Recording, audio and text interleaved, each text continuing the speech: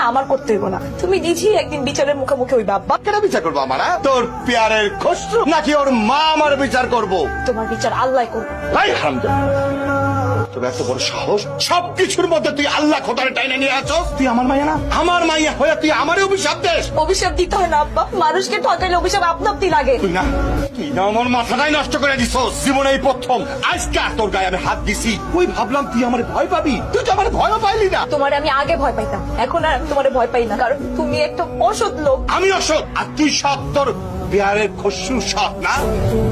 তোকে পাড়ার যে পোলাটা কি জানি না, খসরু খসরু হয় কই আছে তো কেন? পরে সুন্দর করে কয়ে দিবি, কানের মধ্যে একটা কথা ঢুকাই দিবি, কাটা খালিতে যাতে ওর জীবনে আর না যায়। কাটাখালিতে সাপ্তাহিক হাট বসে, ওইখানে যাইবো না মানে? আরে বাইরে ওর লেগে হাত মাঠ সব বন্ধ, ওই জায়গা যদি যায় বিশাল বড় কিন্তু গ্যাঞ্জাম হয়ে যাবো। আমি তোকে একটা কথা কয়ে দিতেছি, খালি হয় না, ওর লগে যেই পোলাবান যাইবো ওই পোলাবান গো একদম টেঙ্গি টুঙ্গি ভাইঙ্গা 3 রাস্তার মোড়ে ঝুলাই তুমি। আমার চিনে না, আমি গারাম আসু।